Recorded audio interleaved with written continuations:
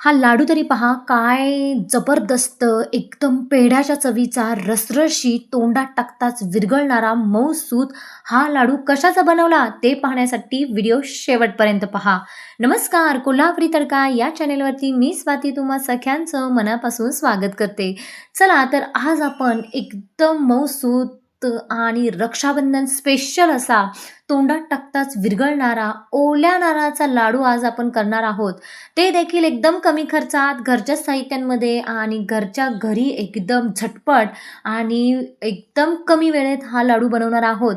तर हा लाडू आपण एकदम मऊसूत होण्यासाठी आणि एकदम रसाळदार होण्यासाठी खूप काही टिप्स आणि ट्रिक्स सहित हा व्हिडिओ आपण बनवलेला आहे. तर व्हिडिओ कुठेही स्किप न करता शेवटपर्यंत नक्की बघा आणि आपल्या चॅनेलवरती जर नवीन असाल तर लवकरात लवकर सबस्क्राईब करा. अशाच वेगवेगळ्या रेसिपींचा तुम्हाला आस्वाद घेता येईल आणि अशा ह्या एकदम गोड-धोड आणि एकदम रसरशीत लाडूसाठी एक लाईक नक्की करा आणि रेसिपीला सुरुवात करूयात. तर त्यासाठी तुम्ही इथे बघू शकता, आपण इथं काय घ्यायचं आहे, सर्वप्रथम नारळ घ्यायचे आहेत. नारळ फोडून घ्यायचे, त्यातला आतला जो भाग असतो तो काढून घ्यायचा. त्यानंतर आपण ह्याच्यातले जे काही वरची जो काळा भाग असतो, म्हणजे आपण नारळ फोडल्यानंतर जो काळा भाग असतो वरचा, तो पूर्ण काढून घ्यायचा. म्हणजे असा भाग काढून घेतला की आपले जे लाडू आहे ते एकदम पांढरे शुभ्र बनतात. चला तर अशा पद्धतीने पूर्ण काळा भाग काढून घ्यायचा आणि त्यानंतर असे हे बारीक काय करायचे, काप करून घ्यायचे. आता काप करून घेतल्यानंतर आपण मिक्सरच्या भांड्यामध्ये हे सगळे काप टाकायचे आणि एकदम होता होईल तेवढं आपण हा नारळ काय करायचा आहे, बारीक करून घ्यायचा आहे. बघू शकता मी व्हिडिओमध्ये दाखवते अशा पद्धतीने पूर्ण हा नारळ बारीक करून घ्यायचा. त्यानंतर जो चव निघालेला असतो तो चव आपण काय करायचा, मोजून घ्यायचा आहे. तर इथे 4 वाटी इथं माझा चव भरलेला आहे आणि त्यानंतर 1 वाटी मी इथं मावा घेतलेला आहे, 1 वाटी दूध, 1.5 वाटी साखर आणि त्यानंतर वेलदोडे घेतलेले आहेत. आता चला तर आपण मग रेसिपीला सुरुवात करूया. तर त्यासाठी गॅसवरती एक कढई ठेवलेली आहे. आता या कढईमध्ये सर्वप्रथम आपण जो ओल्या नारळाचा चव आपला निघाला होता 4 वाटी, तो सगळा या कढईमध्ये टाकायचा आहे आणि त्यानंतर एकसारखं परतवत राहायचं आहे.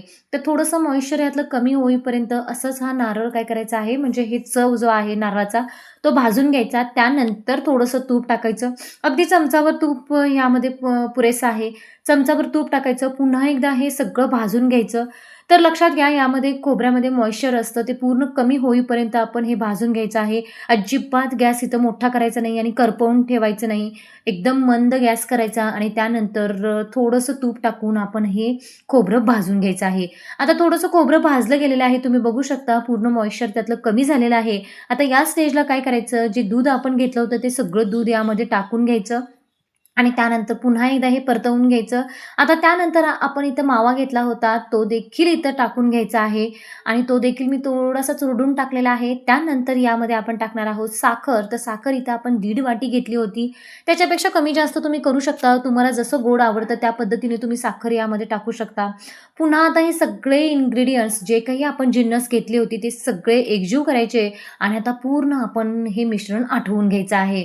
तर मी जास्त इथं दुधाचा वापर केला नाही किंवा जास्त तूप टाकलेलं नाही. जे एकदम कमी साहित्यामध्ये आणि एकदम अ, रवाळ आणि असे एकदम रसरशीत बनण्यासाठी असे मी हे पदार्थ वापरलेले आहेत.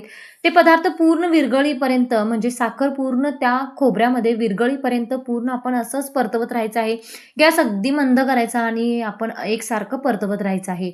तर इथं मला परतवण्यासाठी, म्हणजे हे मिश्रण पूर्ण आटून येण्यासाठी मला चांगले इथे 10 मिनिटं तरी लागलेले आहेत आणि एकसारखं परतवत राहायचं. म्हणजे पूर्ण त्यातलं दूध, साखर आणि जो काही मावा टाकलेला आहे तो सगळा एकजीव होऊन येतो आणि व्यवस्थित आपलं हे मिश्रण तयार होतं. तर चांगलं असं एकसारखं मंद गॅस करायचा आणि एकसारखं परतवत राहायचं. तर थोडंसं आपण हे मिश्रण आहे ते चेक करूया. तर चेक करण्यासाठी काय करायचं, थोडंसं हे मिश्रण हातावरती घ्यायचं आणि काय करायचं, त्याचा गोळा होतोय का बघायचं.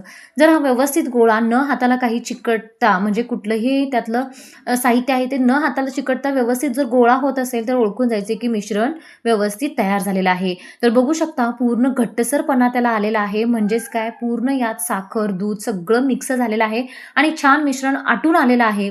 तर आटवायला आपल्याला याच्यामध्ये ना काय करायचं, गॅस मंद करायचा आहे. अजिबात कुठेही गॅस मोठा करायचा नाही आणि व्यवस्थित हे आटवून घ्यायचं आहे. हे मात्र जरूर लक्षात ठेवा.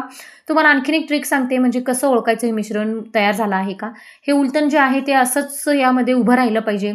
तर जर व्यवस्थित उभं राहिलं तर ओळखून जायचं की हे मिश्रण तयार झालेलं आहे. तर चांगले 10 मिनिटं आपण हे आटवून घ्यायचं आहे. पूर्ण घट्टसर असं मिश्रण तयार झालं की त्यानंतर आपण एका डिशमध्ये काढून घ्यायचं आणि थोडंसं थंड व्हायला ठेवून द्यायचं. तर जास्त काही थंड होत बसायची काही गरज नाही. थोडंसं नॉर्मल जर गरम असेल तर चालू शकतं. लगेचच याचे लाडू वळायला घ्यायचे आहेत. तर यामध्ये आपण थंड झाल्यानंतर यामध्ये वेलदोडीची पूड टाकायची आणि त्यानंतर हे सगळं एकजीव करून घ्यायचं आणि त्यानंतर या जसे तुम्हाला ज्या शेपमध्ये तुम्हाला लाडू आवडतात, म्हणजे गोल गोल, छोटे, मोठे, त्या पद्धतीने हे लाडू वळून घ्यायचे. तर बघू शकता एका हाताने 2-2 हाताने जर तुम्ही हे लाडू वळायला लागलात तर लगेचच त्याचा गोळा होऊन येतो, म्हणजे लगेचच लाडू वळता येतात. आणि बघू शकता पांढरे शुभ्र असे हे लाडू झालेले आहेत. म्हणजे मिश्रण आपण जेव्हा भाजत होतो त्यावेळेस काय केलं होतं, मिश्रण आपण एकदम मंद आचेवरती भाजायचं, म्हणजे अजिबात त्याचा कलर चेंज होता कामा नये.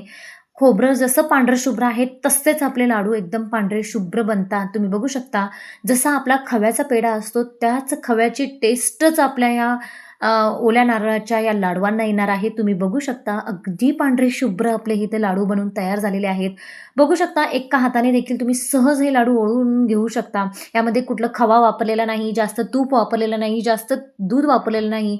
फक्त 1.5 वाटी साखर, 1 वाटी आपण इथं दुधावरची थोडीशी साई पण वापरायची. त्यानंतर अर्धा चमचा इथं वेलदोडीची पूड वापरायची.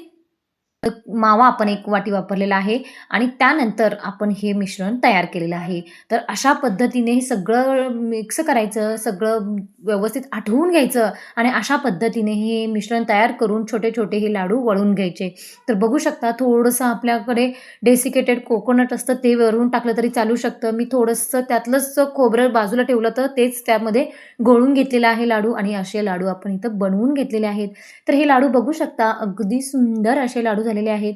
यामध्ये तुम्ही कुठले ड्रायफ्रुट्स वरून फक्त डेकोरेटसाठी लावणार असाल तर ते देखील लावू शकता. मी तर थोडेसे पिस्त्याचे काप लावलेले होते. त्यानंतर काहीही यामध्ये दुसरं मिक्स केलं नाही. आणि बघू शकता त्याचं टेक्स्चर बघू शकता अगदी सुंदर आलेलं आहे. तर खाताना तुम्हाला कुणीही म्हणणार नाही की हे लाडू तुम्ही खोबऱ्यापासून बनवलेले आहेत. हे लाडू खव्याचेच आहेत असंच सगळेजण बोलणार आहेत. इतके मस्त आणि मौसूत हे लाडू बनतात. तर बघू शकता काय भन्नाट असे आपले हे लाडू इथं बनून तयार झालेले आहेत. तर या रक्षाबंधनसाठी महागाईची मिठाई आणण्यापेक्षा असे हे लाडू घरच्या घरी तुम्ही ओल्या नारळापासून हे लाडू नक्की बनवा आणि कमेंट करून सांगायला मात्र विसरू नका की हे लाडू कसे झाले आणि कसे बनले. चला तर आपल्याला हे लाडू रक्षाबंधनसाठी स्पेशल असे लाडू बनवायचे असेल तर ह्या टिप आणि ह्या ट्रिक्स जरूर वापरा आणि असे रसरशीत एकदम तोंडात टाकताच विरघळणारे हे लाडू जरूर बनवा.